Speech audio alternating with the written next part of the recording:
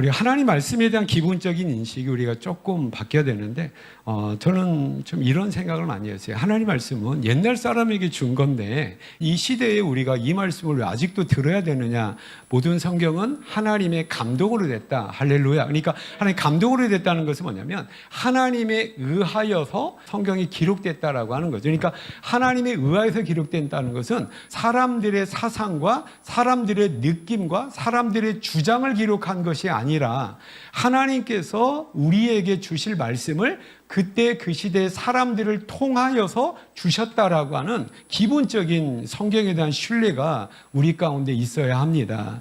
있기를 축복합니다. 그렇긴 아니 이건 옛날 책 아닌가? 이건 뭐 공자님 말씀을 해놓은 거 논어라는 책도 있고 여러 가지 사서삼경이 있고 이런 옛날의 책들 문헌들이 많은데 그 중에 한 가지가 성경이 아닌가라고 하는데 본질적인 차이점 뭐냐면 이 성경은 창세기부터 계시록까지는 하나님에 의하여서 우리에게 주어진 말씀이라고 하는 거죠. 그러면 하나님에서 주어졌다는 것은 뭐냐면 살아계신 하나님이 살아있는 우리에게 또 인격의 하나님이 같은 인격 있는 우리에게 뭐예요? 말씀하시고 쌍방간의 교제가 있는 것이 인격적 관계라고 하는 거죠. 아니면 지금 나에게 하실 말씀이 있겠어요? 없겠어요? 있는 거죠. 그걸 뭘 통해서 하시냐면 기록되어진 성경을 통하여서 지금도 우리에게 말씀을 하시는 거죠. 그러니까 성경은 옛날 사람들에게 주어진 옛날 책이 아니라 그렇게 기록이 되었지만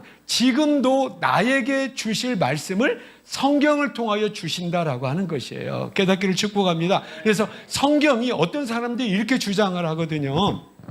성경 말씀이 옳아, 좋은 말이야. 그런데 그것은 그 시대에 그 사람들에게 옳은 거고 그 사람들에게 해당하는 거지 지금 나에게 우리에게는 아니야 라고 하는 거예요. 이것은 뭡니까? 성경이 진리인 것은 인정을 하는 거죠. 그런데 이 진리가 두 가지가 있거든요. 하나는 뭐냐면 상대적 진리가 있어요. 성경을 지금도 상대적 진리로 오해하는 분이 많은 거예요. 이게 옳아, 맞아. 그런데 그 시대 사람들에게는 옳지, 그 시대 사람들에게는 맞지. 그런데 시대가 변했잖아. 상황이 변했잖아. 민족도 다르잖아. 그러니까 그 시대의 그 사람들에게는 맞는데 나에게 우리에게는 맞지 않아 라고 하는 것이 뭐냐면 상대적 진리가 되는, 누구에게는 맞고 누구에게는 맞지 않는다라고 하는 말씀인 거죠. 근데 성경은 뭡니까? 절대 진리가 되는 것은 뭐죠? 그 시대 사람들에게도 하나님의 말씀이고 지금 우리에게도 그 시대나 지금이나 인종을 떠나서 상황을 떠나서 시대를 포괄해서 모든 시대 모든 사람들에게 주어진 변함이 없는 진리되는 하나님의 말씀, 절대 진리의 말씀으로 인정하게 되는 우리 모든 성도님들 되시기를 축복합니다. 왜 이것을 서론 부분에 얘기하냐면 지금 우리가 하는 얘기 옛날 이야기거든요. 지금부터 몇천 년 전의 이야기를 지금 하는 거예요.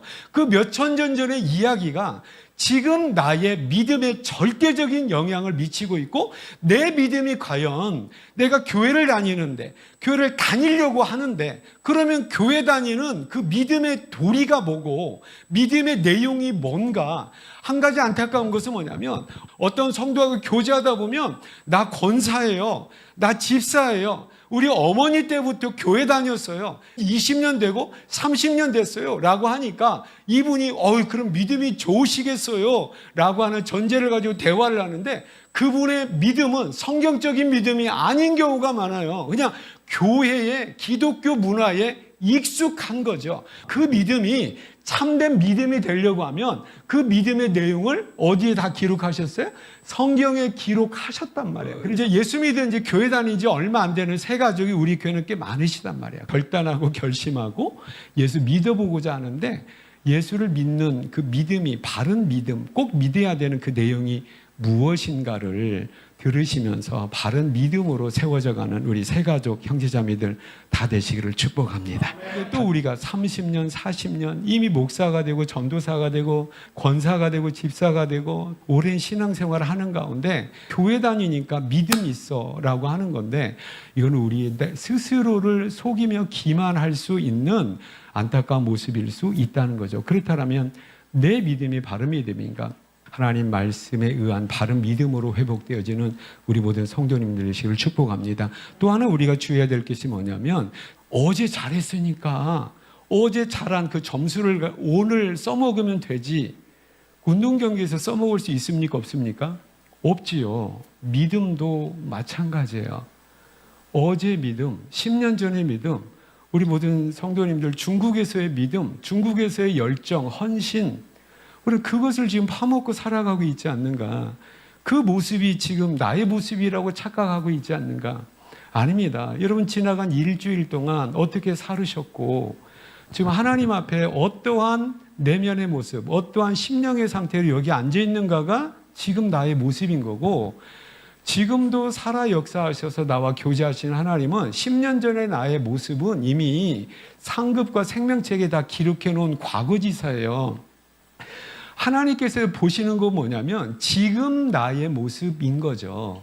현재의 나의 믿음의 모습이 어떠한가. 그러면 하나님 앞에 나의 믿음을 스스로 우리가 돌이켜봐야 돼요. 시험해 보라고 했잖아요. 그러면서 우리가 오늘도 하나님 말씀을 들으면서 내 믿음이 바른 믿음 가운데 있는가? 성장하고 진보해야 되는데 내 믿음이 지금 진보하고 성장하기 위해서 이런 내용을 내가 아멘 할 수 있고 마음의 문을 열고 받아들일 수 있는 그런 사모하는 마음으로 하나님 말씀을 듣게 되고 또 아멘하게 되는 우리 모든 성도님들 다 되시기를 축복합니다. 요즘 성막에 대해서 살펴보고 있는데요. 오늘 세 번째 시간입니다. 그래서 오늘 번제단에 대해서 우리가 살펴보는데 이 번제단도 우리에게 주어지는 영적인 교훈이 참 크다고 할 수가 있습니다. 성막이라는 것은 광야에 지어진 천막입니다. 근데 그냥 단순히 천막이라고 하지 않고 성막이라고 한 이유는 뭐냐면 거룩한 천막이라는 거죠. 그 이유는 한 가지밖에 없습니다. 사람이 거기에 정성을 쏟아놨기 때문에가 아니라 하나님이 거기에 계시니까, 거룩하신 하나님이 그곳에 임재해 계시니까 그곳은 성막이 된다라고 하는 것이고요. 성막에 또 다른 두 가지 이름이 있는데 두 번째 이름은 뭐냐면 회막입니다. 하나님과 만남을 가질 수 있는 곳. 증거막은 뭐냐면 하나님께서 우리를 만나서 뭐 하시는 거예요? 하나님의 말씀을 들려주시고 하나님의 은혜를 베풀어 주시니까 거기에 증거궤가 있는 증거막이다라고 하는 거죠. 길이가 얼마나 됩니까? 100규빗이에요. 넓이가 50규빗이고요. 높이가 5규빗입니다. 팔꿈치에서 가운데 손가락까지의 길이가 1규빗입니다. 미터법으로 환산할 때 45cm에서 50cm가 되는 거죠. 50cm로 우리가 대입을 해봤을 때 100규빗은 50m가 되고요. 50규빗은 25m가 되는 거고 높이 5규빗은 5규빗은 2.5m가 됩니다. 그래서 전체 성막의 길이가 50m고 넓이가 25m고 높이가 2.5m의 그런 구조물이 되겠습니다. 성막을 외부와 나누는, 단절하고 구분하는 울타리가 쳐져 있고 문은 항상 어느 쪽으로 나게 되어 있으면 동쪽으로 문이 나게 되어 있습니다. 유일한 문이 하나가 있는 것이죠. 동쪽 문을 통하여서 안으로 들어갔을 때에 가장 먼저 만나는 것이 번제단이고 오늘 우리가 세 번째 번제단의 의미를 살펴볼 겁니다. 하나님 만나러 들어가는 건데 딱 처음에 들어갔을 때 가장 먼저 만나는 그 구조물이 뭐냐면 번제단이다라고 하는 것이죠. 여기에 대해서 살펴봅니다. 가로 2.5m, 세로 2.5m의 정사각형이죠. 높이가 3규빗입니다. 1.5m죠. 조각목으로 만들어서 노스로 겉을 싸서 만들라라고 말씀을 하셨습니다. 조각목이라고 했는데 이건 당시에 광야에서 흔히 나는 나무입니다. 성경에 보면 시띠나무라고 하는 표현도 있고요. 번제단은 어떤 의미가 있냐면 동물을 잡아서 죽여서 태워서 누구한테? 하나님 앞에 올려드리는 거죠. 그러니까 여기서 뭐 하는 거예요? 우리가 표현한 대로 제사 드리는 것. 제사를 드리려면 뭐가 필요하죠? 제물이 필요한데 양과 염소와 그때 당시 살아있는 가축이 제물이 되는 거예요. 여기에는 우리와 나와 관련되어 있는 굉장히 중요한 의미가 있습니다. 그럼 지금 이 사람 뭐 하고 있는 겁니까? 양의 머리에 손을 얹고 지금 기도하기보다도 고백을 하는 거죠. 자기가 지은 죄를 고백을 하고 말을 하는 겁니다. 그러면 왜 하필이면 양의 머리에 손을 얹고 말을 하냐면 양의 손을 얹고 얘기할 때에 내 죄가 누구한테 옮겨지게 되냐면 양에게 옮겨지게 돼요. 이것을 따라서 해보세요. 죄의 전가가 된다는 것은 옮겨진다라고 하는 거예요. 내 죄를 지은 게 있어서 하나님 앞에 우리가 격리가 되고 하나님께 갈 수가 없는 거예요. 근데 하나님께서 나를 불러주시고 만나기를 원하는데 그럼 뭘 해결해야 되냐면 내 죄를 해결해야 된다라고 하는 거죠. 죄를 해결하기 위해서 하나님은 어떻게 하신 거예요? 그러면 양과 염소를 제물로 대신 죽여서 네 죄를 해결하라. 이것이 바로 번제나서 제사를 드리는 그런 의미가 되는 거야. 그러니까 여기서 중요한 게 뭐냐면 내 죄를 양에게 지금 옮겨가게 하는 거죠. 내 죄가 누구한테 가요? 양에게 갔고 내 죄값을 누가 치러야 돼? 이제 양이 치러야 되는데 그 죄값이 뭐냐면 죽어야 되는 거예요. 지금 양을 잡습니다. 이 양을 그럼 누가 잡느냐라고 할 때 성막에서 수종되는 제사장들이 잡지요라고 우리가 알고 있는데 아닙니다. 제사를 드려야 된 죄인 된 내가 양을 죽여야 돼요. 양을 한 번에 잡는 방법을 여러분 아십니까? 어디를 찔러야 돼요? 근데 염소나 송아지는 어쩔 거예요? 송아지를 잡아야 되는데 그 송아지는 이렇게 눕힐 수도 없잖아요. 송아지가 나를 눕히지 내가 어떻게 송아지를 눕혀요? 이거 어떻게 해요? 이제 잡아야 되는데 그러면 칼로 한 번에 뭐 도끼로 한 번 해야 되는데 한 번에 해서 그냥 악 하고 가면 이게 되는데 안 될 경우에 어떻게 합니까? 얼마나 발버둥을 치겠어요. 그 얼마나 피가 튀기고 그 동물의 울음소리가 얼마나 처절하겠어요. 하나님께서는 왜 이렇게 끔찍한 잔인한 것을 왜 스스로 나에게 시키냔 말이에요. 이건 뭘 의미합니까? 하나님 앞에 죄인된 죄의 모습으로 살아가는 네가 얼마나 심각한 거를 이 동물을 통해서 지금 보여주고 있는 거예요. 하나님 앞에 죄인으로 살아가는 이 죄의 대가가 얼마나 크다라는 것을 이 제사를 통하여 실질적으로 보여주고 있는 겁니다. 여러분 우리가 하나님 앞에 우리가 어떠한 모습을 가지고 나온단 말이에요. 중국에서 내가 숱한 엄청난 많은 간증을 들었고 간증거리가 될 수 있는 기적의 현장을 저는 너무나 많이 봤어요. 다 내가 목격을 했고 봤다는 거죠. 그러한 동기가 되어서 하나님 앞에 나오는 우리 성도들이 참 많단 말이야. 여러분 그런데 하나님은 우리에게 큰 문제가 있다고 말씀하십니까? 안 하십니까? 하세요. 큰 문제가 있으니 그 문제 해결해야 돼 라고 우리에게 말씀을 하신단 말이에요. 근데 하나님이 말씀하시는 나의 문제와 내가 느끼는 나의 문제가 다른 경우가 있단 말이에요. 그러니까 예수 믿기가 힘들고 하나님의 은혜로 받아들여지기가 힘든 거예요. 하나님은 지금 우리에게 뭘 얘기합니까? 죄를 얘기해요. 하나님 우리에게 죄를 얘기하는데 나는 내 죄가 심각하지 않게 생각을 해. 그럼 나에게 심각한 문제가 있어요, 없어요? 있어요. 아니 내가 위암에 걸렸는데 내가 폐암에 걸렸는데 내 뇌 속에 암이 있는데 이걸 심각하게 보는 거예요. 여러분 이거 심각해요? 심각하지 않아요? 심각합니다. 그런데 하나님은 이것 먼저 얘기하잖아요. 죄를 얘기해요. 그러니까 이거 성경이 얘기하는 것과 내가 필요를 느끼는 이것이 서로 다르단 말이에요. 근데 교회 나와 보니까 뭐예요? 시어머니 때문에 속상하지 이런 말 안 한단 말이에요. 남편 때문에 속상하지 이런 말도 안 해준단 말이에요. 대신 좀 목사님이 시어머니 좀 형도 좀 봐주고 남편 죽일 놈이라고 욕도 좀 내 대신 해줬으면 내가 속이 후련할 텐데 그런 얘기를 안 해준단 말이에요. 그런 얘기 안 해주고 뭔 얘기만 해요? 죄 얘기만 하니까 내가 교회 다닐 것이 아닌가 보다. 교회하고 나하고는 안 맞네 라고 생각할 수 있는 거예요. 여기 지금 그렇게 생각하는 분 3명 있거든요. 지금 그래요. 실제로 구체적인 나의 필요에 따라서 교회 다닐 수도 있고 이것이 믿음의 시작입니다. 저도 그랬으니까. 그런데 여전히 나에게 있는 어떠한 구체적인 사안과 문제를 해결받기 위한 나의 목적을 가지고 교회를 다녔을 때 나의 목적이 이루어지고 목적과 문제가 없을 때 우리는 더 이상 교회 다닐 이유가 없어지는 겁니다. 실질적으로 이런 사람이 많아요.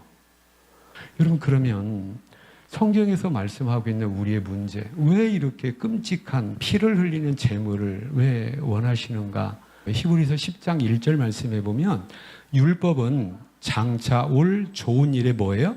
그림자다. 이렇게 양을 잡고 번제를 드리는 것은 진짜 뭐가 실체가 있는데 그림자적으로 보여주는 거예요. 그러니까 이것이 목적이 아닌 거예요. 그러면 목적이 뭐냐라고 했을 때에 그리스도께서 장차 올 좋은 일의 대제사장으로서 염소와 송아지의 피로 하지 아니하고 오직 누구 피로? 자기 피로 영원한 속죄를 이루사. 예수님이 오시기 전에는 뭘 잡았어요? 양을 잡고 소를 잡았는데, 양을 잡고 소를 잡는 것은 뭐냐면 이건 그림자예요. 이건 진짜가 아닌 거야. 실체는 뭐냐면 구약이나 신약이나 옛날이나 지금이나 똑같이 우리는 하나님 앞에 죄가 있습니까? 없습니까? 있잖아요. 그런데 저와 여러분 지금 양을 잡아요? 안 잡아요? 번제단 없잖아요. 소를 잡지 않습니다. 왜 그렇습니까? 구약에 그림자적인 이 제사가 누구를 통해서? 예수님을 통하여서 영원한 속죄제사로 끝나고 완성이 됐으니까 더 이상 우리는 염소나 소를 잡지 않습니다. 할렐루야. 이 사건이 뭐냐면 바로 예수님의 십자가 사건이 되는 거예요. 그러니까 구약의 모든 제사는 예수님의 십자가 사건을 미리 보여주고 있다라고 하는 것이에요. 그래서 저와 여러분, 그러면 저와 여러분이 죄가 있으니까, 똑같이 죄가 있으니까 하나님에게로 갈 수가 없는데, 하나님에게로 갈 수가 없는 저와 여러분을 하나님께서 부르신단 말이에요. 그럼 우리 죄를 해결해야 되는데, 죄를 해결하기 위해서 우리는 어떻게 해요? 송아지를 잡아야 됐고 양을 잡아야 됐고, 저와 여러분이 이제 그걸 원하지 않으세요. 왜요? 예수님께서 영원한 효력이 있는 속죄의 제사를 이미 단번에 드리셨어요. 그것이 뭡니까? 십자가 사건이에요. 그러면 이 십자가 사건이 우리 개인에게 적용이 돼서 나의 제사가 되게 하려면 내 죄가, 나에게 있는 죄가 전가가 돼야 돼요. 누구한테 전가가 돼야? 예수님, 양에게 전가가 되듯이 예수님께서 나의 죄를 다 가져가신 거예요. 그리고 내가 죽어야 될 이 죄를 누가 갚으신 거예요? 예수님께서. 옛날에는 양이 내 죄 때문에 죽었단 말이에요. 그러면 내 죄 때문에 이제 누가 죽어야 돼요? 양 같은 제물로서의 예수님이 십자가에 죽으신 거죠. 그러니까 내 죄는 누구에게 전가가 된 거예요? 예수님에게 전가가 되었고, 예수님께서 이루신 그 좋은 일, 의로움은, 예수님의 의는 누구한테 와야 돼요? 나에게 와야 돼요. 예수님을 믿는 거예요. 그래서 예수를 믿으라고 하는 것은 뭐냐면 예수님과 내가 하나가 되는 거예요. 그래서 예수님의 십자가 사건으로 말미암은 그 의로움과 선함이 이제 누구 것이 되는 거예요? 내 것이 되는 거예요. 이거밖에 저와 여러분은 살아날 방법, 죄를 해결할 방법이 있어요, 없어요? 없어요. 하나님, 왜 꼭 동쪽으로 하나 문 만들어 놓으신 거예요?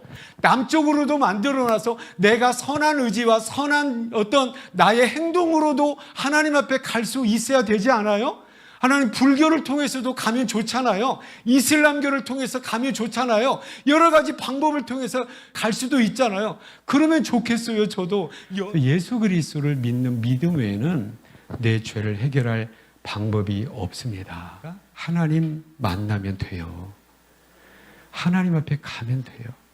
그래서 이 모든 것들은 하나님, 이렇게 우리가 성막 지어서 이런 제사를 통해서 이런 정성을 또 하나님 앞에 갈 테니까 우리 만나주세요. 우리가 제안한 거 아닙니다. 누가 그렇게 하라고 한 거예요? 하나님께서 그렇게 하라고 하나님께서 그렇게 하라고 한 것은 뭐죠? 하나님께서 우리로 하여금 나오도록 우리를 초청하는 거예요. 그렇다면 하나님 왜 나를 부르겠어요? 왜 부르시겠어요? 내가 너 알아.